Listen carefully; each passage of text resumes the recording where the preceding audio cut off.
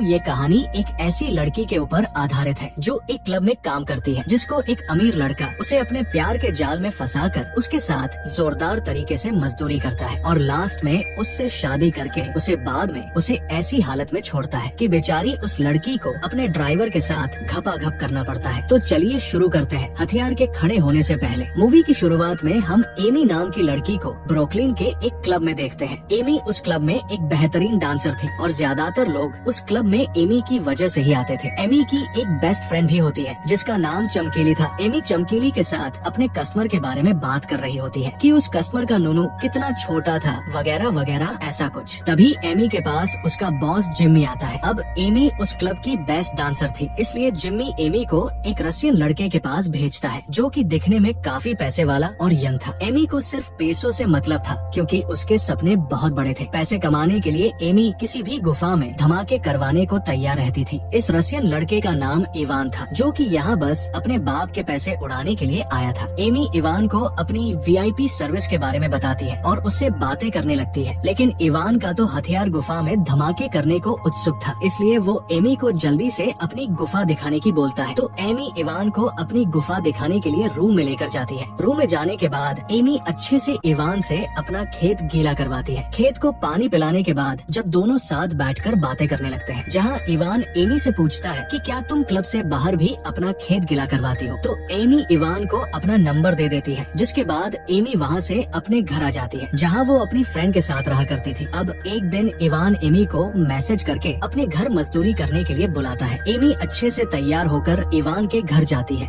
Amy Ivan का आलीशान घर देखकर हैरान थी कि एक छोटा बच्चा इतनी आलीशान लाइफ कैसे जी रहा है। वेल इवान फिर एमी को अपने रूम के अंदर लेकर जाता है क्योंकि उसका हथियार जंग लड़ने को उत्सुक था। फिर दोनों जोरदार तरीके से जंग लड़ते हैं। जंग लड़ने के बाद एमी इवान से पूछती है कि आखिर तुम छोटी उम्र में इतनी मस्त लाइफ कैसे जी रहे हो। तो इवान उसे बताता है कि मेरा बाप रसिया का सबसे अमीर आदमी है जिसका नाम निकोलाई जकारोज है और इवान उसी का बेटा था। इवान ब्रुकलिन बस अपने बाप के पैसे उड़ाने आया था। ये सुनकर एमी की दिलचस्पी इवान की ओर बढ़ जाती है क्योंकि एमी भी ऐसी ही लाइफ जीना चाहती थी। इसके बाद एमी वापस अपने क्लब आ जाती है और अपनी बेस्ट फ्रेंड से इवान के बारे में बात करने लगती है कि इवान एक बिगड़ा हुआ रईस शहजादा है, उसके पास बहुत सारे पैसे हैं। ये सुनकर उसी के क्लब में काम करने वाली रंगीली चिढ़ जाती है क्योंकि एमी हमेशा बड़े बड़े लोगों को खुश किया करती थी। वेल अगले दिन एमी फिर से इवान के घर जाती है जहाँ एमी अलग अलग तरीके से इवान का हथियार खड़ा करके उसे खुश करती है। घपाघप हो जाने के बाद जब दोनों थक कर बैठ जाते हैं तो इवान एमी से कहता है कि कल मैं न्यू ईयर की पार्टी दे रहा हूँ जिसमें तुम्हें आना ही पड़ेगा। तो एमी भी उसकी पार्टी में जाने के लिए मान जाती है। अगले दिन एमी अपनी फ्रेंड चमकीली को लेकर पार्टी में पहुँचती है जहाँ चमकीली उस पार्टी को देखकर चौंक गई क्योंकि उस पार्टी में बेहिसाब वाइन और खूब सारे पैसे फूके गए थे। फिर इवान इन दोनों से मिलता है जहाँ ये मिलकर बहुत सारी ड्रिंक करते हैं और नशे में हो जाते हैं। फिर जब न्यू ईयर लग जाता है तो ये सभी छत पर जाकर पटाखे फोड़ते हैं। फिर इवान एमी से आज रात भी उसके साथ रुककर घपाघप करने की बोलता है, पर एमी को इवान के पैसों से प्यार हो चुका था, इसलिए एमी इवान से ज्यादा पैसे की मांग करती है और इवान इसके लिए मान गया था। फिर इवान एमी को खोपचे में ले जाकर अच्छे से पेलता है। जिसके बाद अगले दिन जब इनकी आँख खुलती है तो एमी जल्दी से वहाँ से जाने लगती है क्योंकि एमी को काम पर भी जाना था, लेकिन इवान उसे रोकने की बोलता है क्योंकि इवान को अब शायद एमी से प्यार होने लगा था। इवान एमी को एक ऑफर देता है कि तुम एक हफ्ते के लिए मेरे साथ रहो मेरी जीएफ बनकर, ताकि मैं हर तरीके से तुम्हारी गुफा की सैर कर सकूं।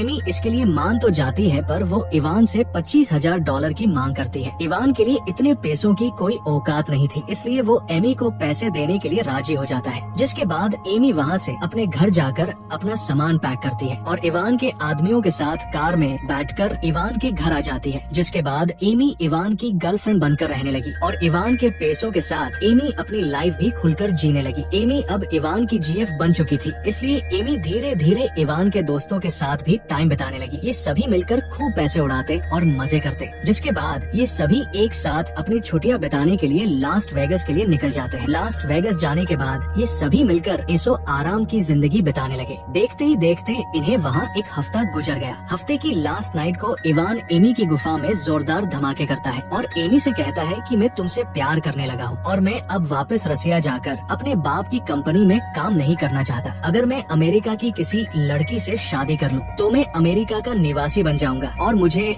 वापस रसिया नहीं जाना पड़ेगा। ये सुनकर एमी इवान से पूछती है कि फिर तुम किससे शादी करने वाले हो? तो इवान बताता है कि तुमसे शादी करना चाहता हूँ। ये सुनकर पहले तो एमी को मजाक लगता है, लेकिन इवान उसे बताता है कि मैं मजाक नहीं कर रहा हूँ, मैं सच में तुमसे शादी करना चाहता हूँ। एमी को लगता है शायद इवान सच बोल रहा है, इसलिए वो उसी रात चर्च में जाकर शादी कर लेते हैं। अब एक क्लब में काम करने वाली लड़की रईस खानदान की बहू बन गई थी, लेकिन ये शादी कितनी लंबी चल पाएगी ये देखने वाली बात होगी। वेल, शादी करने के बाद एमी हमेशा के लिए क्लब में काम करना बंद कर देती है। इसके बाद इवान एमी की अच्छे से शॉपिंग करवाता है और ये दोनों अब हस्बैंड वाइफ की तरह इवान के घर पर रहने लगते हैं। लेकिन इवान की शादी की बात रसिया में उसके मोम डैड को पता चल जाती है, इसलिए वो इवान के मैनेजर टोरस को कॉल करके शादी की सच्चाई का पता लगाने की कहते हैं। तो टोरस अपने 2 आदमियों गेंडा और टकलू को इवान के पास जाकर सच्चाई जानने के लिए भेजता है। दूसरी तरफ इवान और एमी एक साथ होते हैं, जहाँ इवान के घर वाले उसे कॉल करते हैं, लेकिन इवान उनका कॉल नहीं उठाता, जिससे एमी इवान से पूछती है कि तुम्हारे घर वाले हमारी शादी को तो अपना लेंगे ना? तो इवान बताता है कि तुम टेंशन मत लो, मेरे घर वाले मान जाएंगे। तभी इवान के घर गेंडा और टकलू पहुंच जाते हैं, जो इवान के घर की बेल बजाते हैं, लेकिन इवान उनको यहाँ देखकर गुस्सा हो जाता है। तो गेंडा इवान से कहता है, हम यहाँ बस ये जानने आए हैं कि क्या तुमसे सच में शादी कर ली है? अगर शादी करी है तो मुझे तुम मैरिज सर्टिफिकेट दिखा दो, हम यहाँ से चले जाएंगे। तो इवान जल्दी से टकलू को अंदर ले जाकर अपना मैरिज सर्टिफिकेट दिखाता है। टकलू उस मैरिज सर्टिफिकेट का फोटो लेकर टोरस को सेंड कर देता है। फिर इवान धक्के देकर टकलू को अपने घर से बाहर निकालने लगता है। उधर वो फोटो जब टोरस देखता है तो वो अपना फैमिली फंक्शन छोड़कर वहाँ से निकल जाता है और टकलू को कॉल करता है, जिसे वो लाउड स्पीकर पर रखने की बोलता है, जिससे इवान भी टोरस की बातें सुन सके। टोरस इवान से कहता है कि तुमने तुम्हारी फैमिली की इज्जत मीठी में मिला दी, तुम्हें शादी करने के लिए एक क्लब में काम करने वाली ही मिली थी, तुम वही रुकना, मैं अभी वहाँ आ रहा हूँ। और तुम्हारे मोम डैड भी रसिया से निकल चुके हैं। इवान ये सुनकर डर जाता है कि उसके मोम डैड यहाँ रहे हैं। तो इवान जल्दी से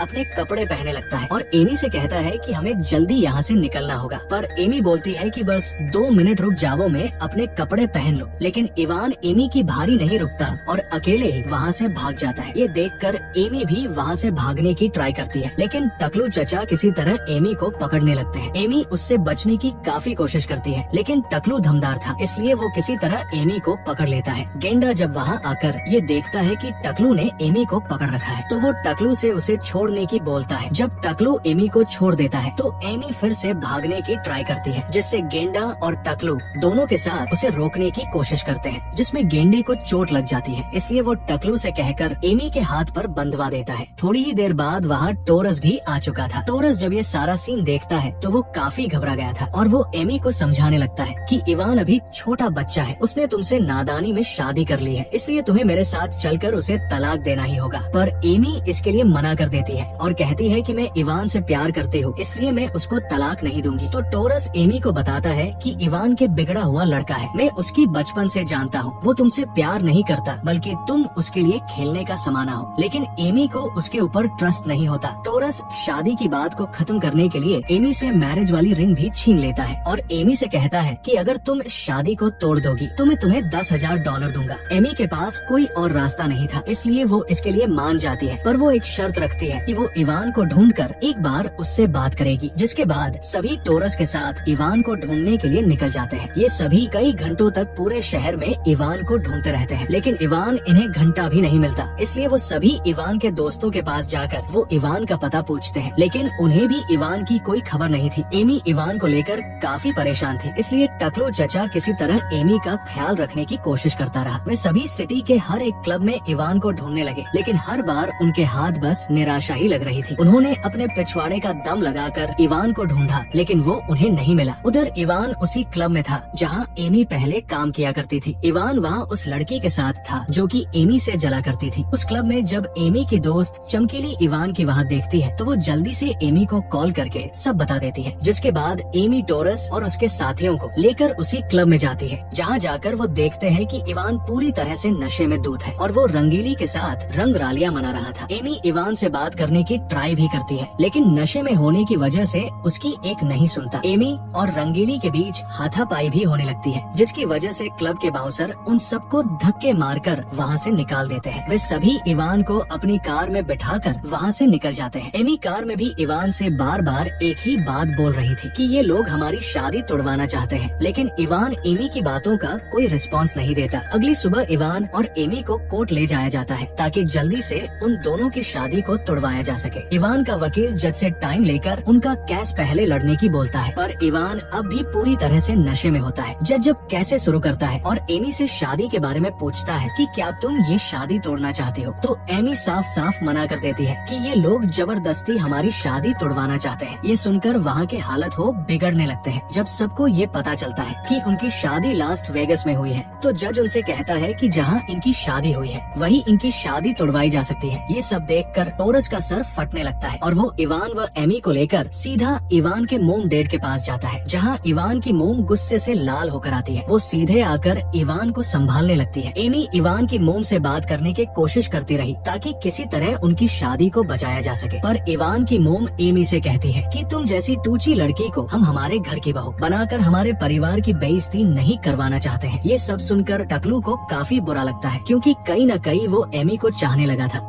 इवान का नशा उतरने के बाद वो अपनी मोम की बातें मानने लगता है और उनके साथ लास्ट वेगस जाने लगता है। एमी इवान से बात करने की ट्राई करती है और उसे जाने से रोकती है कि ये लोग हमारी शादी तोड़वाना चाहते हैं, तुम इन्हें क्यों नहीं रोक रहे हो, तुम तो मुझसे प्यार करते थे। तो इवान एमी से कहता है कि मैं इन्हें नहीं रोक सकता, मुझे मेरे मोम डैड की बात माननी पड़ेगी, और वो जाकर प्लेन में बैठ जाता है। अब एमी इससे काफी सैड हो चुकी थी, पर टकलू उसे किसी तरह समझाकर प्लेन में बिठा देता है। प्लेन में जब इवान के मोम डैड इवान को समझाने लगते हैं और अपने साथ रसिया चलने की बोलते हैं, तो इवान गुस्से में आकर अपनी मोम से बोलता है कि आखिर तुम मुझसे क्या चाहती हो, मैंने ऐसा किया क्या है, मैंने बस मजे करने के लिए एक क्लब वाली लड़की के साथ शादी ही तो की है, इसने कोई गुनाह तो नहीं कर दिया। ये सुनकर एमी को भी गुस्सा आ जाता है और वो इवान को भला बुरा कहती है कि अच्छा हुआ मैं तुम जैसे चूतिए से तलाक ले रही हूँ, वरना मेरी लाइफ झंड करके रख देता। तो इवान की मोम भी एमी की बात से सहमत होती है, क्योंकि इवान एक कमजोर इरादे वाला लड़का था जो अपनी जिम्मेदारियों से भाग रहा था।